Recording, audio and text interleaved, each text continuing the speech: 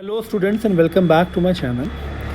Today we will discuss about most frequently asked question from the chapter How to Organism Reproduce. It is one of the most important chapter from class 10th biology. So let's start the session with question number 1, that what is fertilization and distinguish between external fertilization and internal fertilization. So first of all, you have to define what is fertilization. So you can simply write that fertilization is the fusion of male and female gamete. इससे ज़्यादा आपको mention नहीं करना है और answers को बहुत एलाबोरेटिव नहीं करना है. तो fertilization simply means the fusion of male and female gamete. इसका पार्ट 2 है distinguish between external and internal fertilization. तो यहाँ पे भी आपको सिर्फ एक चीज़ मेंशन करनी है कि एक्सटर्नल फर्टिलाइजेशन में the fusion of gamete takes place outside the body and internal fertilization में fusion of gamete takes place inside the body of mother's वॉर्म कह सकते हो, मदर्स यूट्रस कह सकते हो. तो ये चीज़ आपको मेंशन करनी होगी in the difference between external and internal fertilization.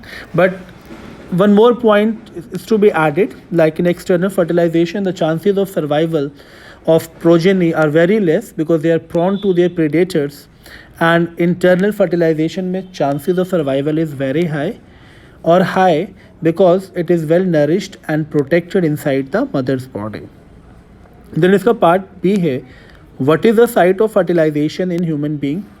तो इसमें सिर्फ एक सिंगल वर्ड सफिशिएंट है, दैट इज़ ओविडक्ट और फेलोपियन ट्यूब. इसके अलावा आपको इसको एक्सप्लेन करने की ज़रूरत नहीं है. Question number 2 is differentiate between self pollination and cross pollination. तो self pollination simply means the transfer of pollen grain from anther to stigma within same flower. क्योंकि यहाँ पे जो कंडीशन सेल्फ पॉलिनेशन है वो रिप्रेजेंट करता है bisexual flower को. तो transfer of male gamete that is pollen grain from anther to the stigma of gynoecium within same flower. उसके बाद एक चीज़ पूछी गई है कि पहले आपको क्रॉस पॉलिनेशन भी यहाँ मेंशन करना होगा क्योंकि हम लोग डिफरेंस की बात कर रहे थे. तो क्रॉस पॉलिनेशन में the transfer of pollen grain from anther of one flower to the stigma of another flower of another plant. ये लाइन भी आपको मेंशन करना है क्योंकि अगर आप अनदर प्लांट मेंशन नहीं करोगे तो वो क्रॉस पॉलिनेशन की कैटेगरी में मेंशन नहीं किया जाता. क्योंकि सेल्फ पॉलिनेशन में 2 कंडीशंस और 2 types are there, autogamy and geitonogamy. तो ऑटोगैमी में आपको जो transfer of pollen grain from anther to stigma है वो within same flower show करना पड़ता है.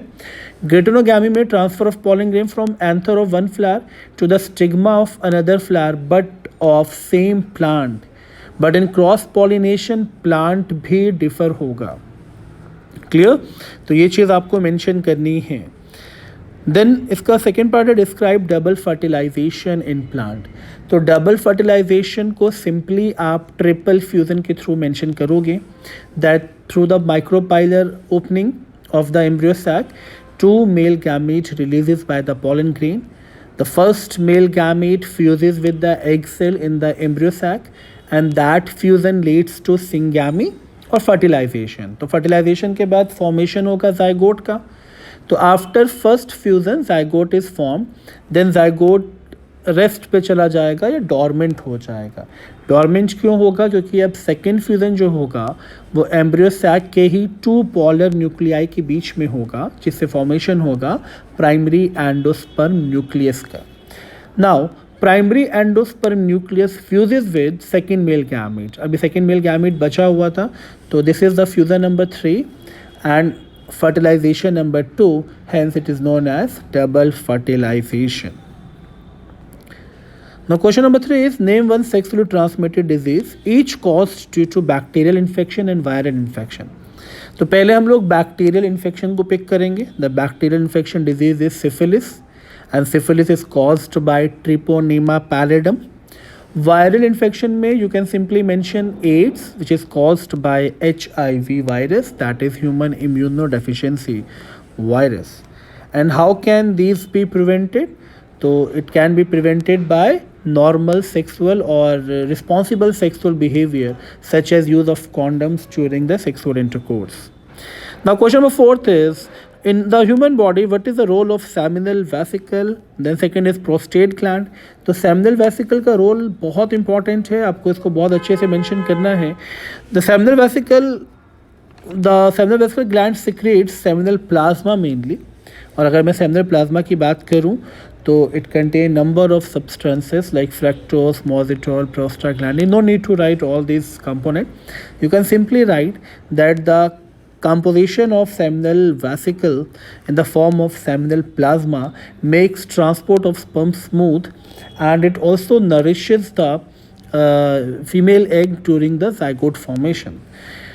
Now the function of prostate is to, अच्छा प्रोस्टेट के लिए एक चीज़ बहुत ईजी है, that prostate secretions contain spermatozoa activating substance, so you can simply write that it activates the spermatozoa. Okay, now इसका जो सेकेंड पार्ट है, list of functions performed by testis in human being.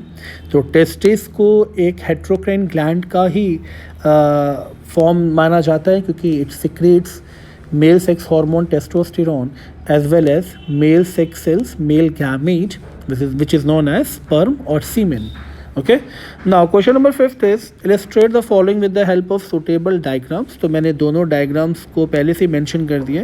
Regeneration in planaria, तो planaria को आप देखिए इस तरह से mention कर सकते हो कि planaria में जो process है fragmentation का, it simply indicates the body is broken down, or body breaks into number of fragments, and each fragment develops into new individual by the process of mitosis. Similarly, अगर आप budding in hydra देखो तो bud means a small projection और outgrowth जो कि body से rise हो रही है, and उसके बाद देखो थर्ड वाले कॉलम में ये न्यू हाइड्रा डेवलप हो रहा है because of the elongation of the bud from the parent body, and when it detach या when it separates from the parent body, it develops as a new hydra. Okay, question number 6 भी बहुत easy. Illustrate the following with the help of suitable example. अब illustrate the following with the help of suitable diagram है, तो आपको binary fission in amoeba and leaf of bryophyllum with birds show करना है. तो आप डायग्राम देख सकते हो binary fission in amoeba का. तो as amoeba belongs to kingdom protista, तो इसमें आपको न्यूक्लियस ही याद रखना है मेनली. तो न्यूक्लियस पहले इलोंगेट होगा, सेकंड डायग्राम में देखिए. थर्ड डायग्राम में देखिए इसका और इलोंगेशन हो रहा है और एक कंस्ट्रिक्शन डेवलप हो रहा है. फिर ये कंस्ट्रिक्शन और डीपेन होगा और अमीबा को डिवाइड करेगा इनटू 2 डॉटर सेल्स. ओके, फिर leaf of Bryophyllum with birds, ये भी आप देख सकते हो, इसके मार्जिन्स पे बर्ड्स का फॉर्मेशन होगा, एंड ये बर्ड्स भी यूज़ होती है as a vegetative propagation by the means of natural means. It simply means कि अगर ये फॉल कर जाए सॉइल पे और सॉइल से कवर्ड हो जाए तो डेवलप हो जाएगा into new Bryophyllum plant. Okay, तो इसके बाद जो क्वेश्चन है, question number 7, name the parts labelled A, B, C, D and E. तो ये बहुत इंपॉर्टेंट क्वेश्चन है, बहुत अच्छे से आपको पार्ट्स मेंशन करना है. तो part A is fallopian tube. मैं डायग्राम को थोड़ा सा इलाज कर रहा हूँ. तो part A is fallopian tube, part B is ovary, ये भी आपको दिख रहा है. Part C is uterus and part D is cervix, क्योंकि यहाँ पे जो जंक्शन बनता है यूटेरस एंड वेजाइना का, that is cervix, and E is vagina part. Okay, तो this is the labelling of the entire diagram. And इसके बाद पार्ट बी मेंशन है, where do the following functions occur. The first one is production of an egg. तो production of an egg takes place inside the ovary. Number 2, fertilization. तो fertilization takes place in the fallopian tube, and implantation of zygote यानी fixation of zygote, तो ये होगा in the uterus region. Okay. Now question number 8, mention the mode of reproduction used by amoeba. तो ये अभी पहले मैं डायग्राम से शो कर चुका हूँ, that amoeba reproduces by binary fission, and planaria भी मैं डायग्राम से शो कर चुका हूँ by fragmentation and regeneration. Question number 9 है, state the method used for growing rose. तो रोज़ का जो प्रोसेस होता है इसमें फॉर द रिप्रोडक्शन, तो आप इसमें सिंपली मेंशन करोगे that rose is grown by the process of cutting, and cutting is a part of vegetative propagation by the artificial means. Okay, question number 10 is name the largest cell present in the human body. तो यहाँ पे largest cell आपको mention करना है female ओवा, and female ओवा structurally is the largest cell inside the human body. Then question number 11 is explain the terms implantation and number 2 is placenta. तो implantation का मतलब बहुत सिंपल हो गया, दैट इज़ जो जाइगोट का डेवलपमेंट होता है in the form of embryo, तो इसकी एम्बडिंग होती है in the wall of uterus. तो इसको आप सिंपली मेंशन कर सकते हो एम्बडिंग ऑफ फर्टिलाइज्ड और mammalian egg into the uterus. And placenta को बहुत सिंपली मेंशन कर सकते हो, it is a connective tissue formed by maternal and fetal body, क्योंकि इसमें जो मैटरनल कंपोनेंट है वो है maternal blood vessel and foetal component है villi, and villi takes connection with maternal blood to absorb nutrition as well as for the gaseous exchange. Now इसका second part है what is the average duration of human pregnancy. तो you can simply mention 9 months और 40 weeks और 280 days. कोई भी एक term आप mention कर सकते हो जो भी आपको इजीली याद हो जाए. क्वेश्चन नंबर 12 बहुत इंपॉर्टेंट है. List any 4 reasons for vegetative propagation being practised in the growth of some type of plants. तो वेजिटेटिव प्रोपगेशन का सबसे बेस्ट जो एडवांटेज मिलता है वो ये है कि इससे हम उस प्लांट को ग्रो कर सकते हैं जो सीडलेस होते हैं या which do not produce seed. तो simply by the use of stem और रूट और leaf you can grow a new plant or new individual. Okay, number 2, क्योंकि आप मेन पेरेंट के ही कंपोनेंट को यूटिलाइज कर रहे हो तो जेनेटिकली सिमिलर होगा ऑफस्प्रिंग, तो वेरिएशन के चांसेस नहीं रहेंगे and formation of pure lines develop होगा. Third, better quality can be maintain. अगर आपका पेरेंट जिससे आप वेजिटेटिव प्रोपैग्यूल ले रहे हो अगर वो सुपीरियर क्वालिटी में है तो ये अंडरस्टूड है कि प्रोजेनी भी सुपीरियर क्वालिटी रिटेन रखेगी. And it is the cheapest easiest mode of या rapid mode of reproduction by the means of vegetative propagules. तो ये सिंपली आप मेंशन कर सकते हो क्वेश्चन नंबर 12 में. क्वेश्चन नंबर 13 भी एक डायग्रामेटिक क्वेश्चन है. It's a longitudinal section of a flower and label the following part. तो डायग्राम के लिए प्लीज़ आप अपनी NCERT या कोई भी रेफरेंस बुक जो आप फॉलो कर रहे हैं उस पर फोकस करें. तो ये डायग्राम आपको इजीली मिल जाएगा आपकी टेक्स्ट बुक में या रेफरेंस बुक में. क्वेश्चन नंबर 14 है list any 4 reasons for adopting contraceptive method. अब ये क्वेश्चन भी बहुत इंपॉर्टेंट है क्योंकि आपको कॉन्ट्रासेप्टिव मैथड का जो यूज़ हो रहा है आजकल सबसे ज़्यादा वो क्यों हो रहा है ये मेंशन करना है. तो 4 रीजंस में सबसे पहला रीज़न तो यही होना चाहिए to increase the gap between the childrens, क्योंकि it's a part of family planning. तो any couple can maintain the gap between the childrens by the use of contraceptives. Okay. Number 2, to prevent unwanted pregnancy, क्योंकि अगर आप contraceptive use कर रहे हो तो ये अंडरस्टूड है प्रेगनेंसी कंसीव नहीं होगी. Number 3, to prevent sexually transmitted disease. Okay. And number 4 is to control population growth, क्योंकि सबसे प्राइमरी एम यही है कि ये प्रेगनेंसी कंसीव नहीं होने देगा. तो you can simply control the population growth by this method. Part B is if a women is using copper T will it help in protecting her from sexually transmitted disease. तो ये आप जानते हो अगर कॉपर टी यूज़ हो रहा है तो copper T is a mechanical device which is made up of copper.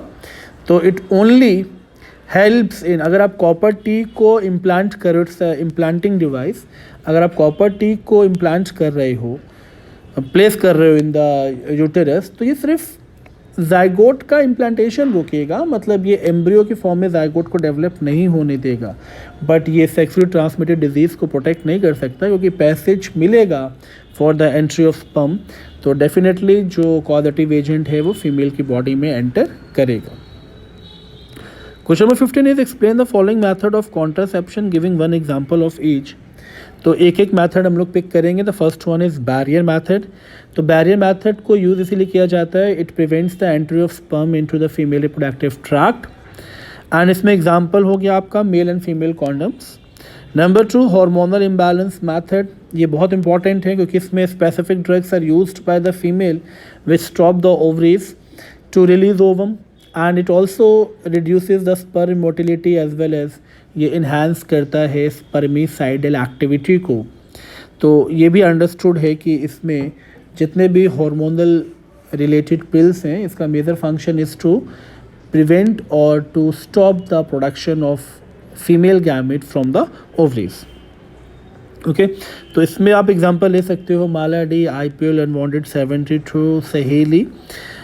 Number 3 surgical method. Surgical method में आप ब्लॉक कर देते हो पैसेज को, यानी स्पर्म डक्ट को एंड ओविडक्ट को, जैसे कि गैमेट रिलीज ना हो, एंड गैमेट अगर रिलीज़ नहीं होगा तो ये अंडरस्टूड है कि फर्टिलाइजेशन के चांसेस ज़ीरो हो जाएंगे।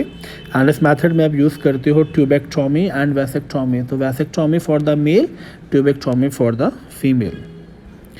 तो question number 17 is define the term puberty. तो पुबर्टी को सिंपली आपको डिफाइन करना है, that period when reproductive tissue begins to mature and 2 changes observed in girl. तो गर्ल्स में आपको 2 चेंजेस बहुत इजीली याद रखने हैं। ब्रेस्ट का इनलार्जमेंट होना स्टार्ट हो जाता है एंड मेंस्ट्रुएशन स्टार्ट हो जाता है at the time of puberty. 17 पूछा गया, name an organism which reproduces by spore formation. तो बहुत इजीली आपको याद रखना है, स्पोर फॉर्मेशन में बहुत सारे एग्जाम्पल हैं, बट आपको फंगस ही याद रखना है। एंड फंगस में भी आप कोई स्पेसिफिक राइजोपस मेंशन कर सकते हो। Okay, and list 3 condition favourable for spores to germinate and grow. तो 3 कंडीशन बहुत इंपॉर्टेंट है। पहली कंडीशन, आपका सुटेबल मीडियम होना चाहिए जिसपे स्पोर जर्मिनेट हो। सुटेबल टेम्परेचर, तो सुटेबल मीडियम में मेनली नरिशमेंट यानी न्यूट्रिटिव मीडियम होना चाहिए। Second one is temperature, that is proper temperature for the growth or for the germination of the spore. And number 3, liberation of the spore on the time, यानी अगर spore liberate नहीं होगा on time तब भी ये जो chances हैं germination के वो कम हो जाएंगे। Question number 18, name the 2 types of germ cells present in human being. तो जर्म सेल्स में आपको याद रखना है एक स्पर्म एंड एक ova, and how do they structure differ from each other. तो ये अंडरस्टूड है, sperm carries X and Y chromosome and ova carries X and X chromosome. तो फीमेल में जो ओवा है वो होमोगैमेटिक है, मेल में जो स्पर्म है वो हेट्रोगैमेटिक है। एंड अगर स्ट्रक्चरली बात करूँ तो स्पर्म का जो स्ट्रक्चर है वो इलोंगेटेड है बिकॉज ऑफ टेल, एंड ओवा इज़ ए राउंड और स्फेरिकल स्ट्रक्चर। तो आप कोई भी डिफरेंस मेंशन कर सकते हो। Question number 19 is state in brief the changes that takes place in a fertilized egg till birth of the child in the human female reproductive system, and what happens to the egg when it is not fertilized. तो इस question को बहुत ध्यान से समझना है। 10th में बहुत ज़्यादा इलाबोरेट करने की ज़रूरत नहीं है, सिर्फ आपको चेंजेस बताने हैं जाइगोट से लेके अप टू द बर्थ। तो सिंपली आपको याद रखना है कि जाइगोट में सबसे पहले zygote is a single cell structure, okay, and it undergoes mitotic division. Mitotic division से क्या होगा, सेल का क्वांटिटी इंक्रीज होगा, then cell enlargement, and ultimately it leads to embryo.